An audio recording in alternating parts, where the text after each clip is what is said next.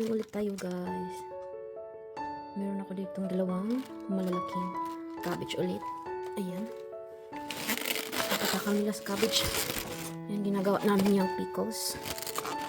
Ayan, kasi yung dati namin ginawa, inaubos na. Gustong gusto nila yung cabbage na pickle. Ayan, guys. Fresh na fresh at sobrang laki. Sobrang laki niya.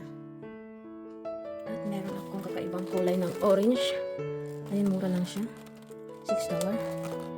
Kinuha ko na kasi mura lang at saka na-curious ako anong lasa niya. Ayan. Kulay niya. Ganyan yung kulay niya. First time ko makakita nito.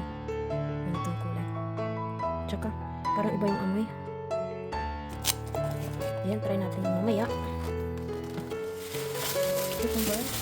Nag-grocery kami kahapon. Kalimutan namin ang cucumber. Kahapon, July 29. Ngayon, July 30. Kalimutan namin yung cucumber. Kaya bumili kami ngayon ng cucumber. Fresh na fresh siya kasi ayan, may spike pa. Matutulis pa yung spike niya. Sobrang fresh. At meron ako nitong carrot. Panghalo sa cabbage pickle.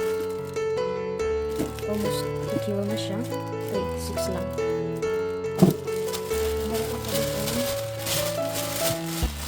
manok ulit.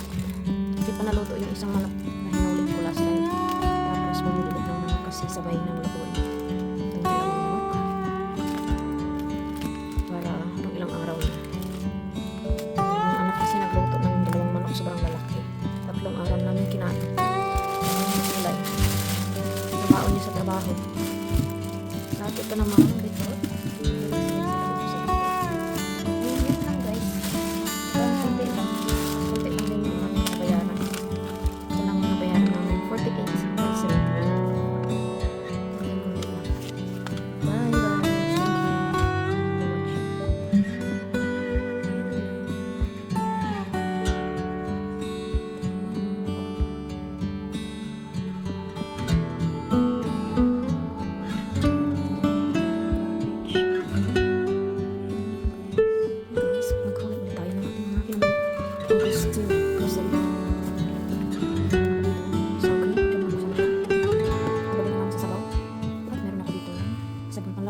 Murah.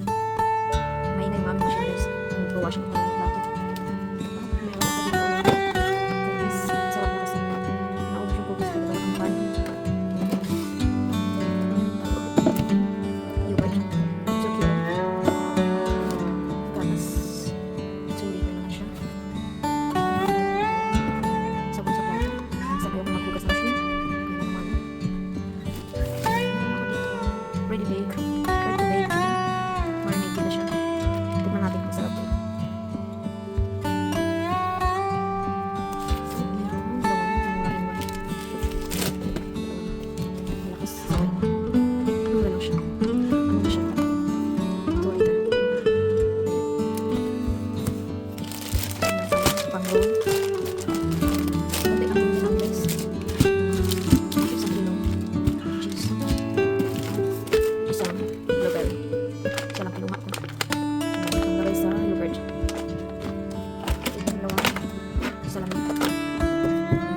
Ayun lang, guys. At ito naman yung aming nabayaran.